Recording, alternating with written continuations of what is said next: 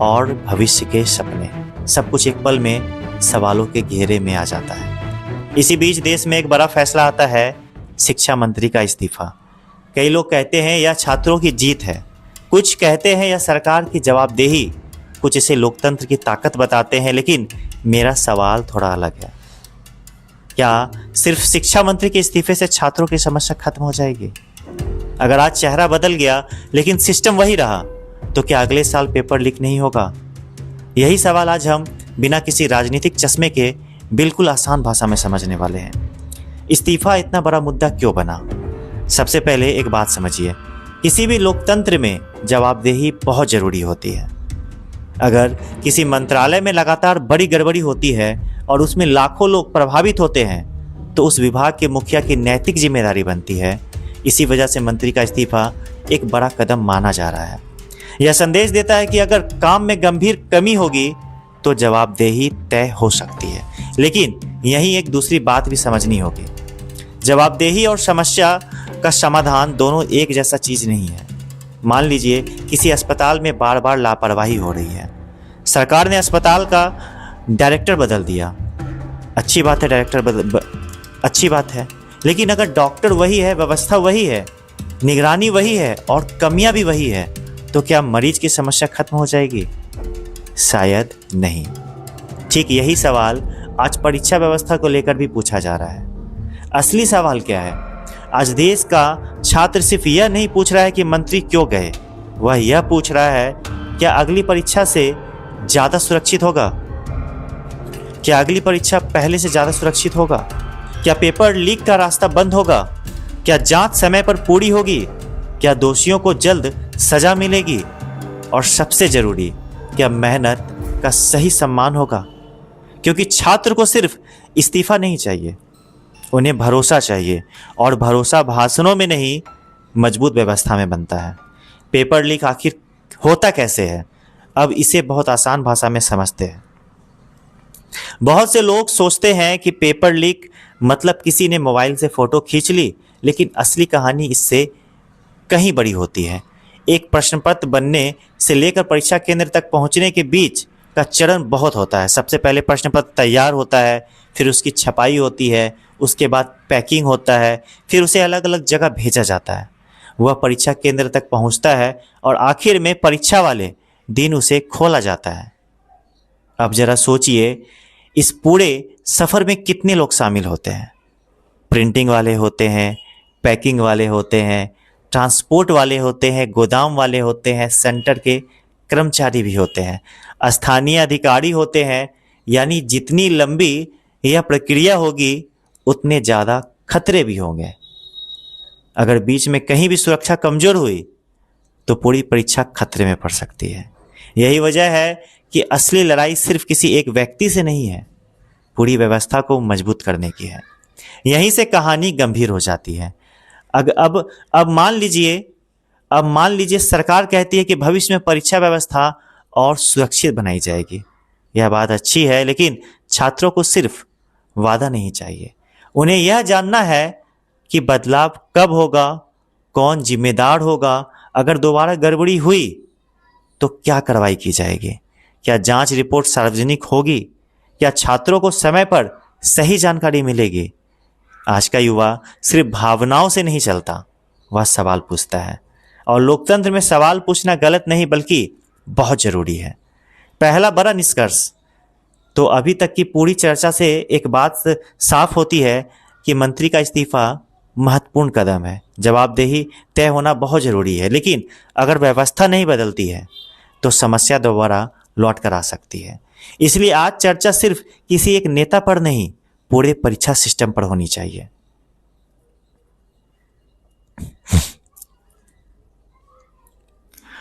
क्योंकि छात्रों की असली जीत उस दिन होगी जब परीक्षा देने के बाद किसी भी बच्चे को यह डर ना लगे कि अगले दिन खबर आएगी पेपर लीक हो गया। अगले भाग की झलक। अब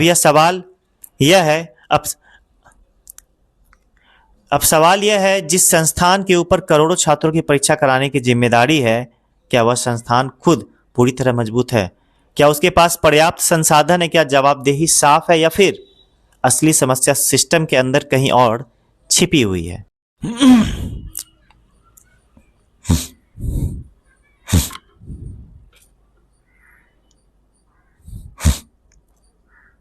राधे राधे। दोस्तों, अब तक हमने समझा कि मंत्री का इस्तीफा जवाबदेही का संकेत हो सकता है, लेकिन अब सबसे बड़ा सवाल, क्या जिस सिस्टम में समस्या पैदा हुई उसमें भी बदलाव हुआ? यहीं से असली कहानी शुरू होती है। चलिए समझते हैं एनटीए आखिर है क्या। बहुत से लोग सोचते हैं कि हर परीक्षा सरकार सीधे कराती है, लेकिन ऐसा नहीं है। देश की कई बड़ी प्रवेश परीक्षाओं की जिम्मेदारी संस्था के पास होती है। यानी परीक्षा का पूरा प्लान, सेंटर, सुरक्षा, तकनीकी व्यवस्था, निगरानी और परिणाम, इन सब की जिम्मेदारी उसी संस्थान पर होती है। अब सोचिए, अगर इतनी बड़ी जिम्मेदारी किसी संस्थान के पास है तो उसके पास मजबूत टीम, आधुनिक तकनीक और जवाबदेह व्यवस्था होनी चाहिए या नहीं। यही सबसे बड़ा सवाल खड़ा होता है। समस्या सिर्फ पेपर लीक नहीं, भरोसा लीक होना है। दोस्तों पेपर एक बार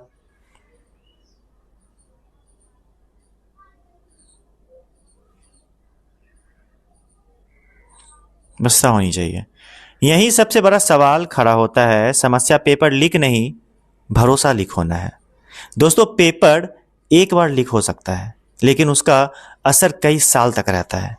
जिस बच्चे ने मेहनत की वह सोचता है, अगर आखिर में सब कुछ गलत तरीके से होना है तो मेहनत करने का क्या फ़ायदा है। यहीं से सबसे बड़ा नुकसान होता है। जब युवाओं का सिस्टम पर भरोसा टूटने लगे तो वह सिर्फ परीक्षा की हार नहीं होती, वह देश के भविष्य के लिए खतरे की घंटी होती है। सिस्टम में सबसे बड़ी कमजोरी क्या है?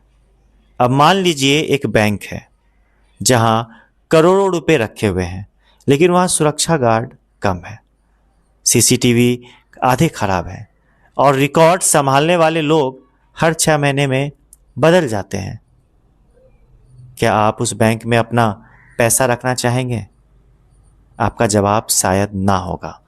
तो फिर करोड़ों छात्रों का भविष्य ऐसे सिस्टम के भरोसे कैसे छोड़ा जा सकता है, जहां जिम्मेदारियां साफ ना हो, निगरानी मजबूत ना हो और जवाबदेही तय करना मुश्किल हो?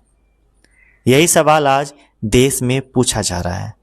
कानून सख्त होना जरूरी है, लेकिन क्या सिर्फ वही काफी है? सरकार कहती है सजा बढ़ा दी, जुर्माना बढ़ा दिया, फास्ट ट्रैक कोर्ट बना दिया। यह अच्छी बात है, लेकिन मैं आपसे एक सवाल पूछता हूं। अगर किसी शहर में रोज चोरी होती है और पुलिस सिर्फ यह घोषणा करती रहे कि अब सजा और सख्त होगी, लेकिन चोर कभी पकड़े ही ना जाए, तो क्या चोरी बंद हो जाएगी? बिल्कुल नहीं होगी, क्योंकि अपराधी को कानून की किताब से नहीं, पकड़े जाने और जल्दी सजा मिलने से डर लगता है। इसलिए कानून जितना जरूरी है, उतनी ही जरूरी उसकी ईमानदारी से पालन करना भी है। हर बार नुकसान किसका होता है? सोचिए, किसका होता है? सोचिए, दो छात्र हैं, एक ने पूरे साल मेहनत की, दूसरे ने शॉर्टकट खोजा। अगर दोनों को बराबर मौका मिल जाए तो मेहनती छात्र के साथ सबसे बड़ा अन्याय होता है। और जब लाखों बच्चे ऐसा महसूस करने लगते हैं तो समाज में एक खतरनाक संदेश जाता है। मेहनत से ज़्यादा जुगाड़ काम आता है। अगर ऐसा सोचने लगे युवा, तो यह किसी भी देश के लिए अच्छी बात नहीं है। अब सरकार की असली परीक्षा शुरू होती है। दोस्तों, मंत्री बदल गए, लेकिन अब असली परीक्षा सरकार की है। अब लोगों को सिर्फ बयान नहीं, बल्कि नतीजे चाहिए। लोग जानना चाहते हैं, क्या सुरक्षा व्यवस्था पहले से बेहतर हुई? क्या परीक्षा प्रक्रिया मजबूत हुई? क्या जांच समय पर पूरी होगी? क्या दोषियों को उदाहरण बनाने वाली सजा मिलेगी? अगर इन सवालों का जवाब आने वाले समय में हाँ होता है, तभी कहा जा सकता है कि बदलाव सिर्फ कागजों पर नहीं, जमीन पर भी हुआ है। एक बात विपक्ष से भी है, अब केवल सरकार पर सवाल उठाना ही काफ़ी नहीं है।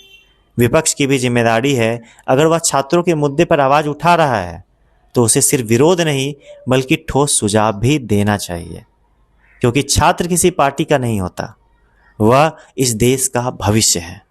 इसलिए राजनीति से ऊपर उठकर हर दल को मिलकर परीक्षा व्यवस्था को मजबूत बनाने की कोशिश करनी चाहिए।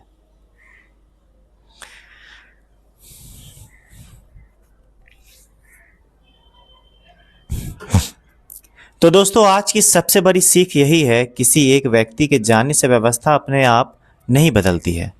व्यवस्था तब बदलती है जब नियम बदलते हैं, निगरानी मजबूत होती है, तकनीक बेहतर होती है, जवाबदेही तय होती है और सबसे ज़रूरी, जब सरकार, संस्थाएं और समाज तीनों मिलकर यह तय करे कि अब किसी छात्र की मेहनत के साथ खिलवाड़ नहीं होगा।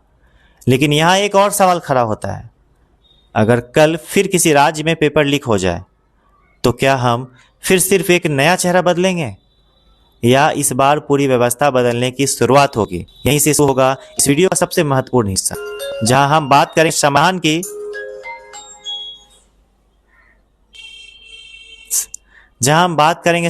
की, और बताएंगे कि आखिर ऐसे कौन से बदलाव हैं जो आने वाले वर्षों में लाखों छात्रों का भविष्य सचमुच सुरक्षित कर सकते हैं। दोस्तों, अगर हम सिर्फ गलती गिनाते रहें और समाधान ना दें तो आलोचना अधूरी रह जाती है।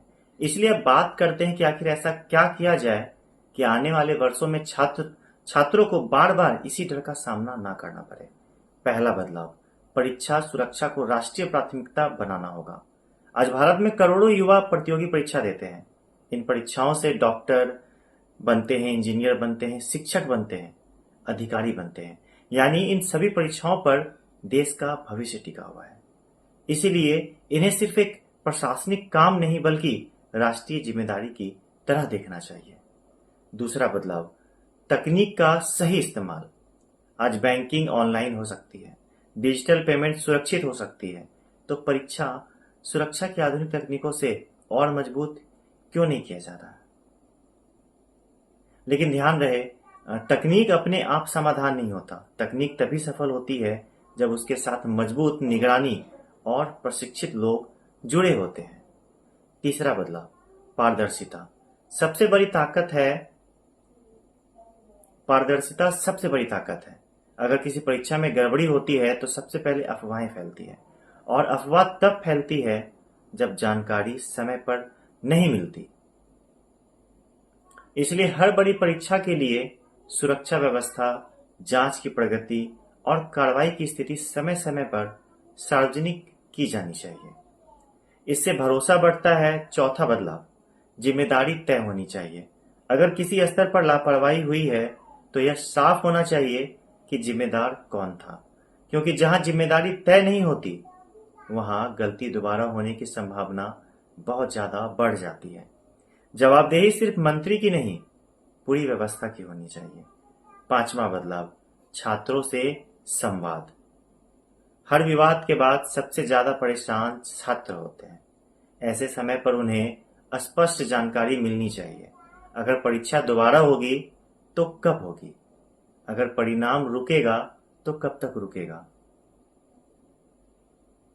अगर जांच चल रही है तो उसकी स्थिति क्या है? अनिश्चितता भी तनाव पैदा करती है। अब सबसे बड़ा सवाल, क्या सिर्फ सरकार जिम्मेदार है? दोस्तों, एक बात हमें समाज के रूप में भी सोचनी होगी। पेपर लीक करने वाले आखिर आते कहां से हैं? वे किसी दूसरे ग्रह से नहीं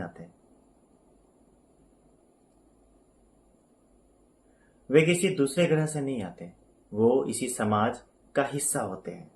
जब कुछ लोग मेहनत छोड़कर शॉर्टकट को सफलता मानने लगते हैं तब ऐसे अपराधियों को बहुत ज्यादा बढ़ावा मिलने लगता है। इसलिए लड़ाई सिर्फ कानून की नहीं है, सोच की भी है। माता पिता और छात्रों के लिए एक जरूरी बात, अगर कोई यह कहे कि पैसे देकर सीट दिलवा देंगे, पेपर पहले मिल जाएगा, गारंटी से चयन करा देंगे, तो समझ लीजिए यहीं से गलत रास्ता शुरू हो जाता है।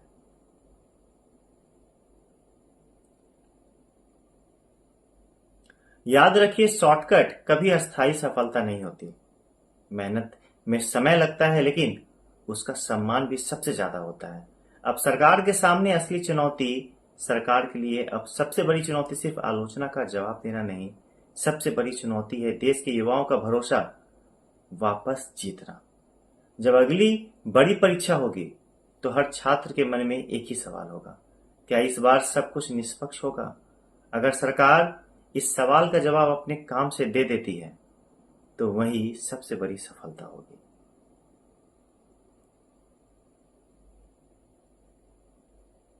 इस पूरे मुद्दे से हमें क्या सीख मिलती है? आज का पूरा मामला हमें 3 बातें सिखाता है। पहली, जवाबदेही जरूरी होती है। दूसरी, सिर्फ चेहरा बदलने से व्यवस्था नहीं बदलती। और तीसरी, अगर व्यवस्था बदलनी है तो सुधार करने होंगे।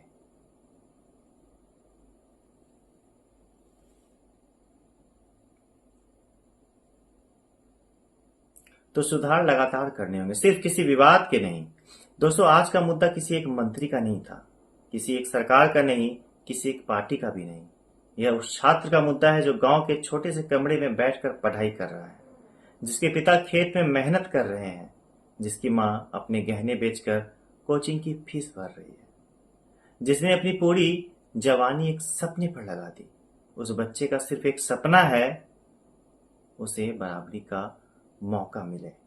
उसे किसी की सिफारिश नहीं चाहिए, उसे किसी का एहसान नहीं चाहिए। उसे सिर्फ इतना चाहिए कि उसकी मेहनत का फैसला उसकी कॉपी करे। कोई पेपर लीक नहीं, कोई जुगाड़ नहीं और कोई भ्रष्ट व्यवस्था नहीं।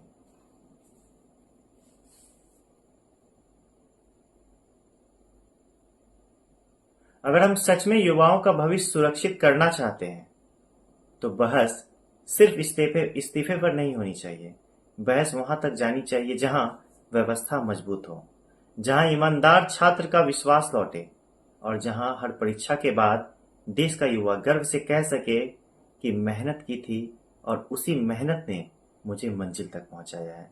अगर ऐसा हुआ तो जीत सिर्फ किसी सरकार की नहीं होगी, जीत पूरे देश की होगी। सबसे बड़ा सवाल, आखिर हर कुछ साल में पेपर लीक क्यों होता है? दोस्तों, अब तक हमने बात की कि मंत्री की, सिस्टम की, कानून की, लेकिन अब मैं आपसे एक ऐसा सवाल पूछना चाहता हूं, क्या पेपर लीक सिर्फ एक घटना है या यह एक पूरा कारोबार बन चुका है? जरा सोचिए, अगर किसी राज्य में एक बार पेपर लीक होता है तो हम कहते हैं गलती हो गई। अगर दूसरी बार होता है तो कहते हैं कि लापरवाही थी।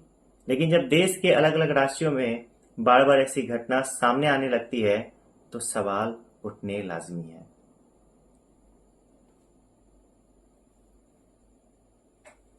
क्या यह सिर्फ एक गलती है या फिर सिस्टम की एक गहरी बीमारी बन चुकी है? आखिर पेपर लीक से फायदा किसका होता है? एक गरीब छात्र का? बिल्कुल नहीं। उसका तो सबसे ज्यादा नुकसान होता है। जिस माँ बाप ने कर्ज लेकर कोचिंग कराई, उसका फायदा होता है। नहीं। जिस माँ बाप ने कर्ज लेकर कोचिंग कराई, उसका फायदा होता है? नहीं। उन्हें तो दोबारा फीस भरनी पड़ती। फिर फायदा किसका होता है? फायदा उन लोगों का है जो मेहनत नहीं बल्कि पैसे और जुगाड़ के भरोसे सफलता खरीदना चाहते हैं। यहीं से शुरू होता है पेपर लीक का काला बाजार।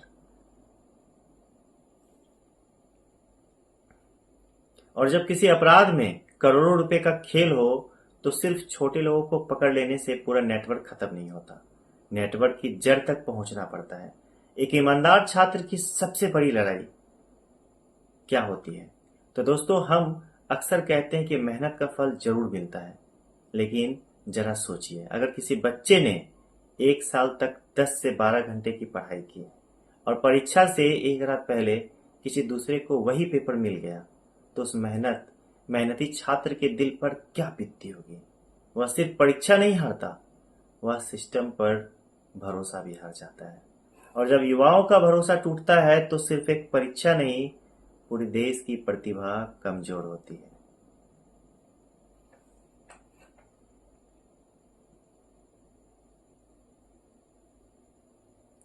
क्या सिर्फ गिरफ्तारी से सब ठीक हो जाएगा?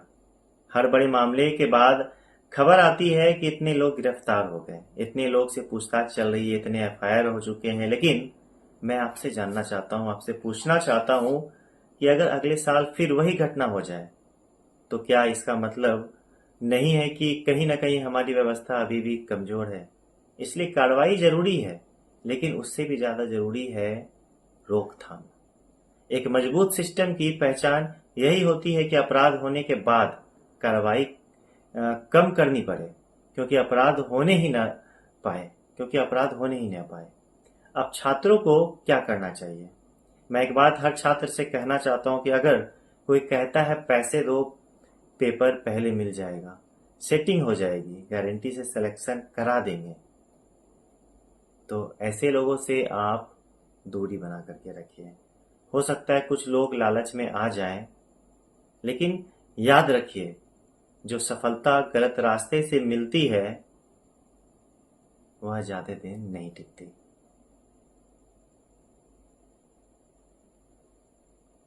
और अगर पूरी जिंदगी ईमानदारी से जीनी है तो शुरुआत भी ईमानदारी से करनी होगी। सरकार के लिए सबसे बड़ा संदेश यह है कि अगर सरकार सच में चाहती है कि आने वाले वर्षों में कोई छात्र सड़क पर ना उतरे, कोई सड़क पर उतरकर प्रदर्शन ना करे, तो सिर्फ बयान देने से काम नहीं चलेगा। जरूरत है हर परीक्षा के बाद लोगों का विश्वास बढ़ाने की, पारदर्शिता बढ़ाने की, समय पर जानकारी देते रहने की, सुरक्षा व्यवस्था लगातार मजबूत करने की। और सबसे बड़ी बात, गलती करने वालों को उसकी पहचान देखकर नहीं, उसके अपराध देखकर सजा देने की। तभी लोगों को लगेगा कि कानून सबके लिए बराबर है। विपक्ष के लिए भी एक संदेश है कि लोकतंत्र में विपक्ष की भूमिका बहुत महत्वपूर्ण होती है। लेकिन अगर छात्र का मुद्दा सिर्फ राजनीति का मुद्दा बन जाए तो असली समस्या पीछे छूट जाती है। इसलिए सत्ता पक्ष हो या विपक्ष, दोनों को यह समझना होगा कि आज का छात्र वोट बैंक नहीं है, वह देश का भविष्य है।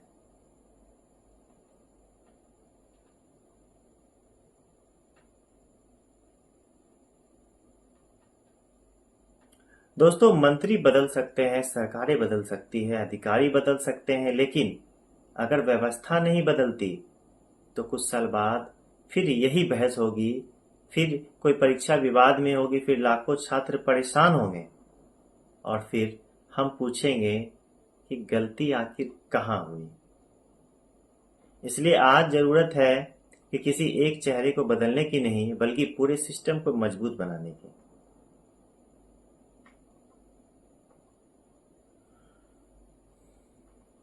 जिस दिन हर छात्र परीक्षा हॉल में बिना किसी डर के जाएगा और बाहर निकलकर यह विश्वास करेगा कि उसकी मेहनत का फैसला सिर्फ उसकी कॉपी करेगी, उसी दिन इस देश की सबसे बड़ी जीत होगी। और शायद उसी दिन किसी मंत्री को इस्तीफा देने की जरूरत भी नहीं पड़ेगी। अगर आपको भी लगता है कि देश के छात्रों का भविष्य राजनीति से ऊपर होना चाहिए तो इस वीडियो को ज्यादा से ज्यादा शेयर कीजिएगा, क्योंकि बदलाव सिर्फ सरकार नहीं लाती, जागरूक समाज भी लाता है। बाकी बात अच्छी लगी हो तो वीडियो को लाइक शेयर जरूर करना।